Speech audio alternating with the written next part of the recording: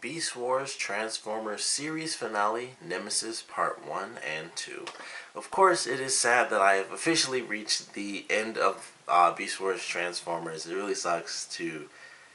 Whenever you get to the end of a series that you really love, it's always a bittersweet thing. It's like, I want to see the ending, and hopefully it's a good ending, because, lately, past couple of years, we've had some shows that have gone off and people have been upset. But I'm really happy with the way it ended. It was a really good ending. Really crazy 2 episodes. I always talk about how nothing ever kills these guys. They always live. It's lava or nothing. So I guess to really start off, I was wrong. Tarantulas is actually dead. I was like, it seemed like he died because he did have a huge explosion. He literally blew up, but he was also on the ship where, he and Ravage were together, and they both fell apart, I guess, but they didn't die. Like, their sparks weren't destroyed.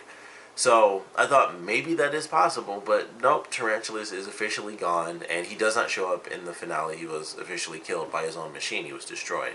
And it is revealed who he's a descendant of, and I mentioned, I really only know it's either the Quintessons or possibly Unicron, and I mentioned, they technically destroyed him and all this other weird stuff, but it didn't end up being that Tarantulas was a descendant of Unicron, and they don't really give an explanation as to anything about it or anything. It's just thrown out there early on by Megatron, like, the spawn of Unicron. And I was like, okay, I'm kind of worried now that maybe there was something I missed in the last episode where he mentioned that, but I'm like, I'm pretty sure they didn't exactly say it. He just was really vague about, he's not an Autobot or a Decepticon descendant.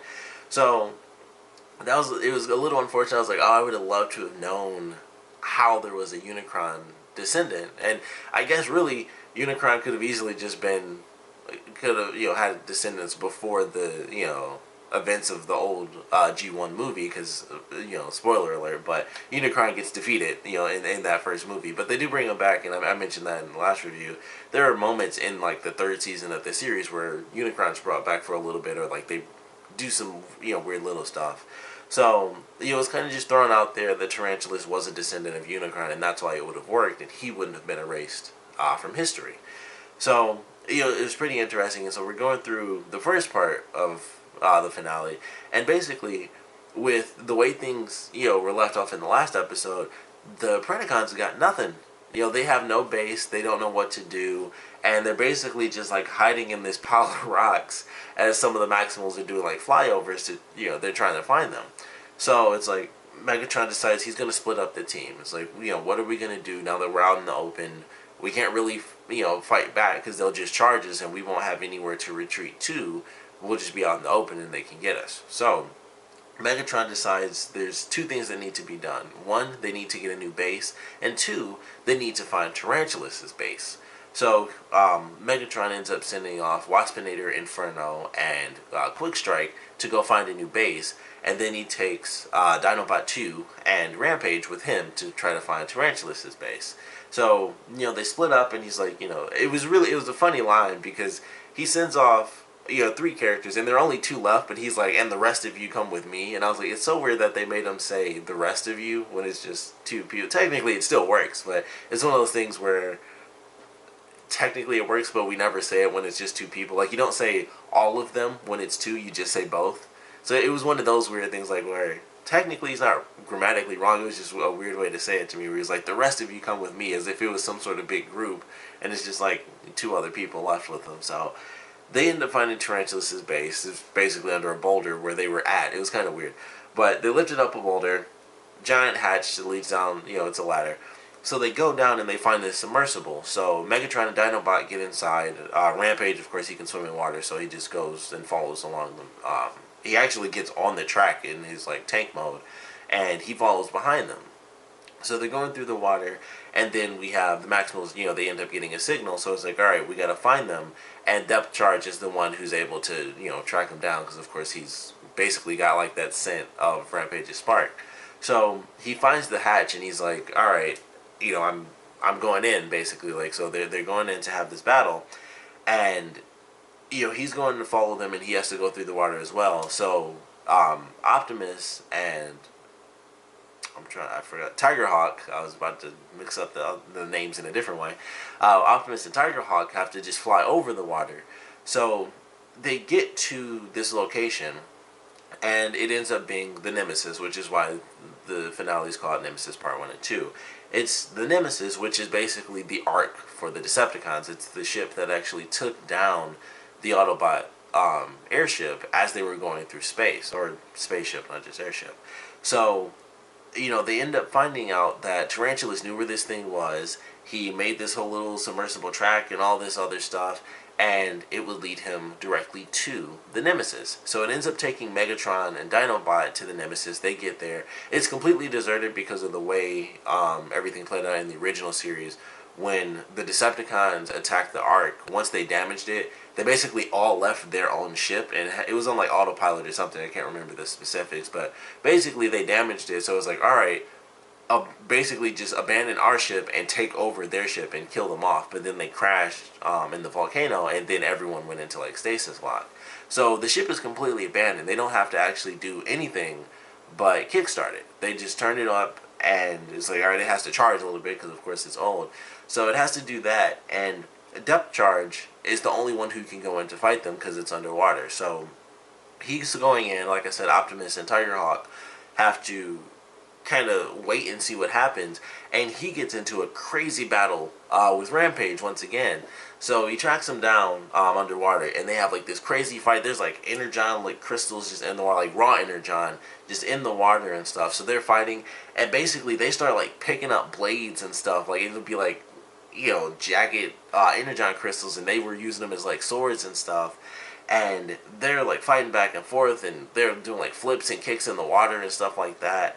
And, it got really crazy because even early on, Depth Charge had a pretty good advantage, it seemed at least, because he threw like something and it like cracked the ground, and Rampage was about to fall in, but he was able to, get himself up.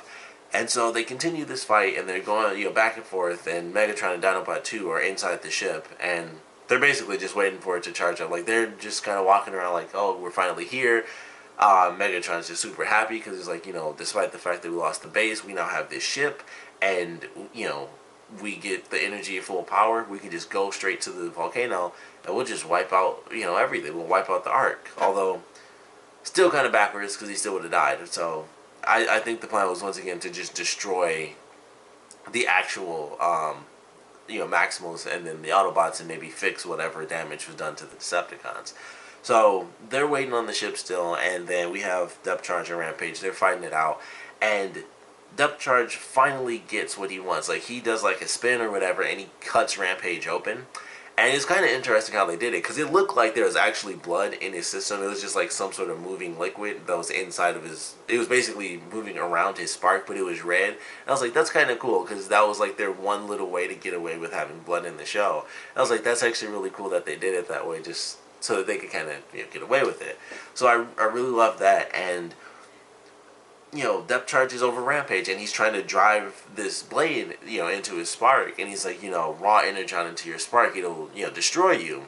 And, he's fighting him, Rampage is fighting him back, and then he kind of just lets go, and Depth Charge just looks at him, and then he, like, pauses for a quick second, and then he just stabs him in the spark, and it kills them both. Like, it just, like, the explosion is so immense that it wipes them both out, and it destroys Depth Charge, it destroys Rampage, it alters Dinobot 2 because he, of course he shared that spark with Rampage, so it was like half of, the original Dinobot, he's the clone, and they have this moment where he like feels the death of Rampage, and his body starts to actually like flash back and forth between Dinobot 2 and the original Dinobot, and he's freaking out and having like this flash where his body is physically changing back and forth.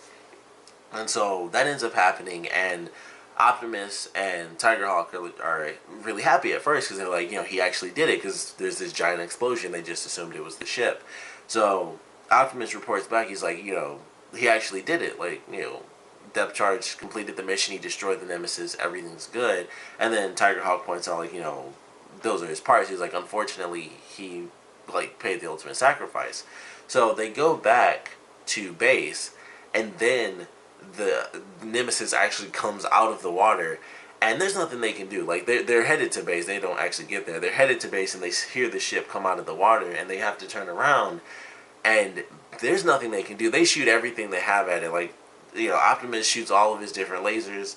Tigerhawk is doing all sorts of crazy mystical stuff. Like he's got like powers that are like magic almost. Like he can make tornadoes. I don't think I mentioned that in that last episode, but Tigerhawk can like do some weird stuff. Like I mentioned, he opened up the Earth to drop Optimus in it and then closed it back up. Weird stuff like that. Weird like elemental powers.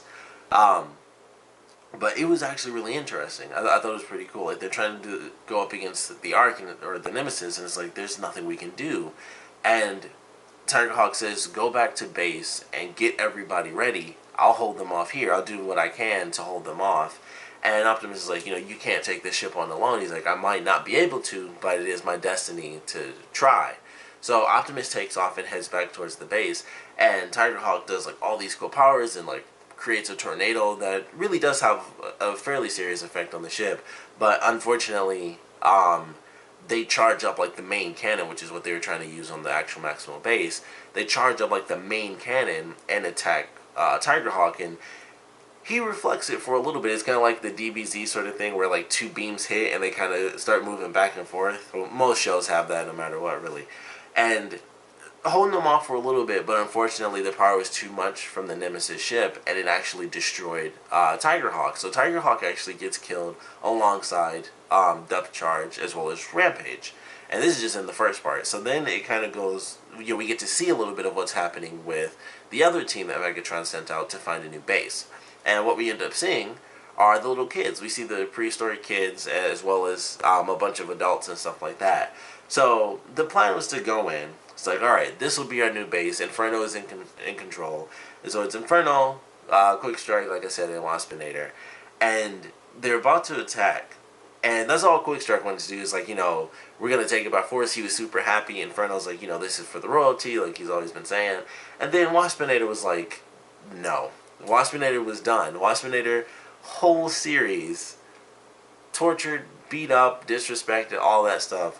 Waspinator was like, no, like I'm not gonna freaking do this crap anymore. Ripped the little patch off his back and was like, I'm tired of being a Predacon. I never get any respect or anything.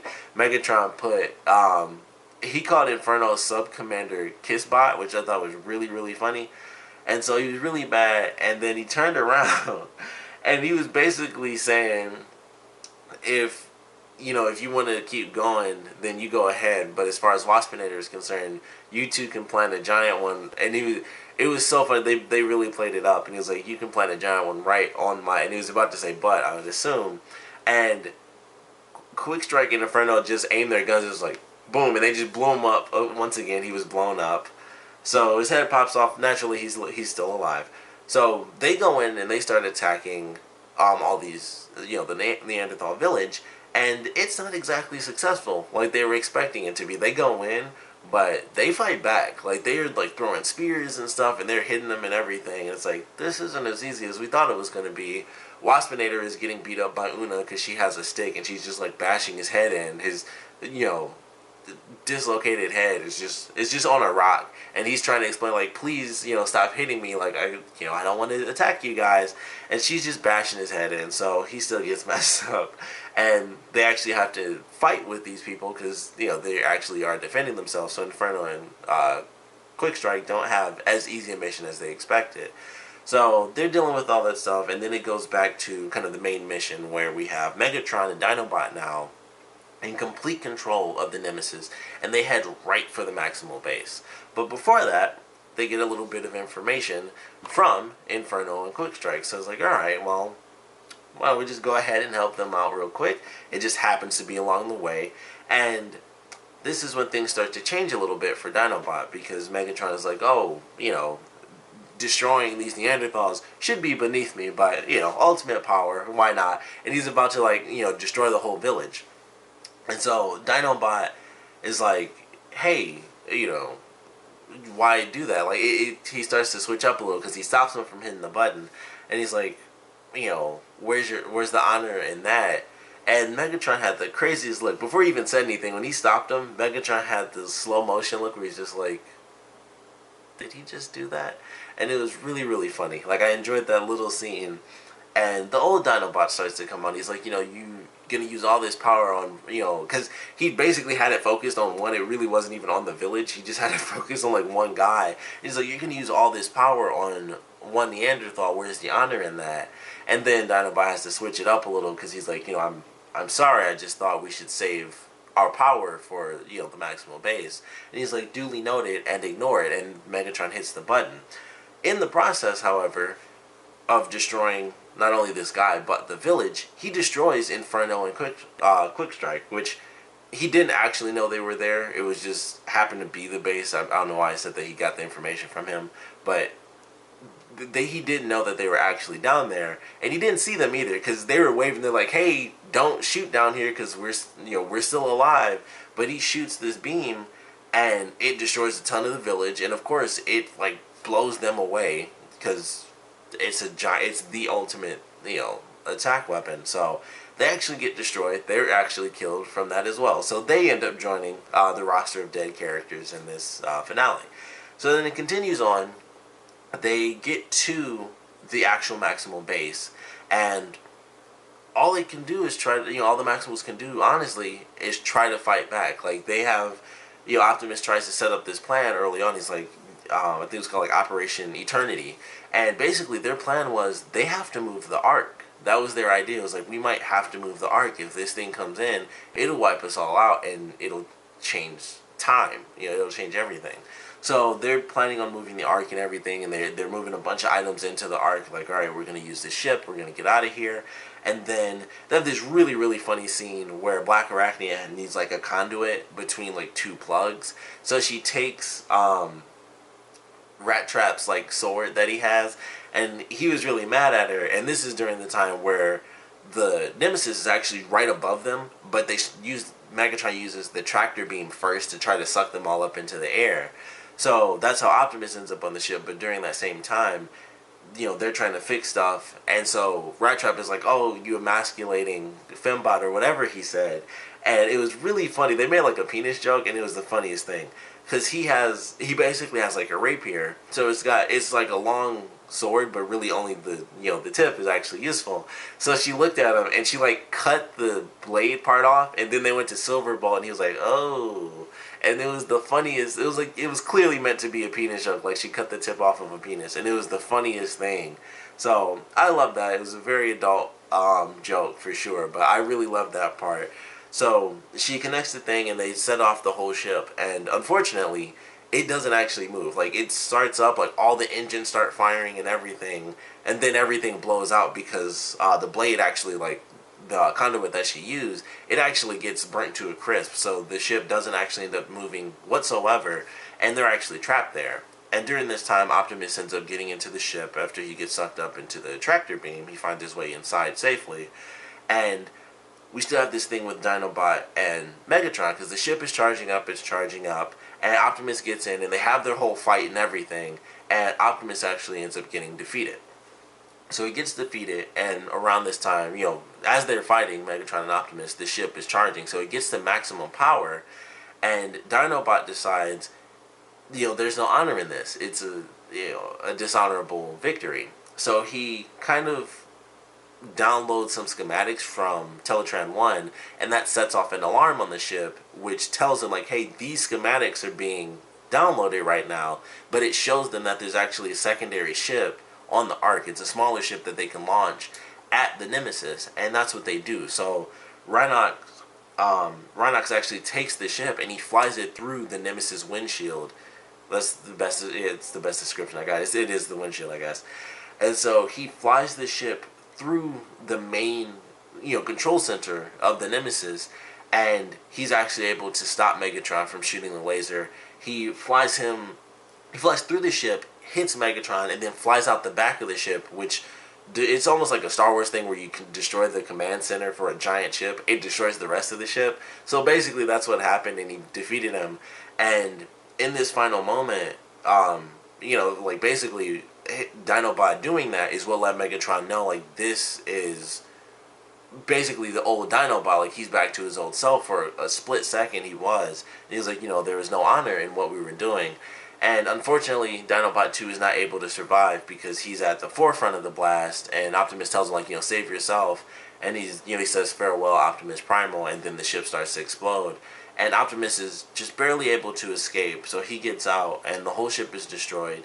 And the Maximals actually end the Beast Wars. They take this ship, they tie Megatron to the top of it, and they take off towards Cybertron. And it was actually a really great ending. Like, they're all together. Everyone's fine. They take Megatron on the ship. I thought Rhinox was gonna die. I thought he was gonna be the last person to get killed off. But he ends up surviving, and they take the small ship back to Cybertron. Even though they were in the past Cybertron, that's what they were gonna do. So they're gonna take it to Cybertron, take Megatron, and then they have the final ending scene where they show all the humans, or the Neanderthal characters, and they're playing music and stuff, and that's when you see that Inferno and Quickstrike are dead, because they're using it's almost like Return of the Jedi, if you guys have seen that, where they're using like Stormtrooper helmets for drums. So they're like using Quickstrike's head as a drum and stuff, and they're using like his cobra tail as like a horn. And they're like cooking food and like using like Inferno's thruster as a fire, all this other stuff. And it goes to these humans, and they're like fanning someone with these giant leaves. And it ends up being Waspinator, and he's just sitting in like a throne, and he's like, Waspinator's finally happy. And that's how it ends. Like, he's left on Earth by himself with the humans and no one to mess with him. And that's where it goes off. The Maximals have won the Beast War. They take Megatron to Cybertron. And Waspinator's just fine by himself, finally, on Earth. He's happy. So it was a really great way to end. It was really funny. Love this series. I do plan on getting into Beast Machine's Beast Wars, because it is the second series and it's a direct continuation. So I certainly plan on doing that. I'm not sure how long it'll be, because I, of course, have to buy the whole series. But I do want to do that. I'm excited to get back into that series as well. But I had a great time with this. And there were some cool, special features where they talked about the initial concept of the series and how things got started, and how they didn't even know what they were doing. They didn't know how they were going to tie this stuff into the main continuity and stuff. And like when the first episode, when Optimus says, like, remember the Great War, if we let this happen, then the Predacons will start it all over again. And that didn't actually have anything to do with the original G1 series. It was just, why are they fighting? Just throw in a Great War. And it just happened to tie in because the Great War for G1 made a lot of sense because it was centuries ago.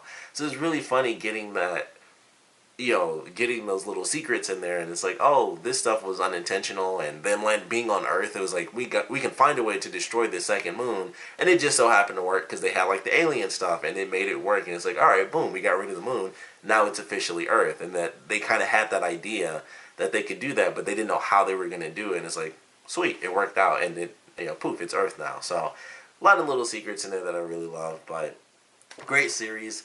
Sad to have ended it, but really, really enjoyed it. It definitely held up from all my memories, of not having seen it. It wasn't just nostalgia. It was actually great. It's probably going to cut off on me, but if you guys have any comments about this finale or anything Transformers in general, please put your comments down in the comment section below. And, of course, thanks for watching.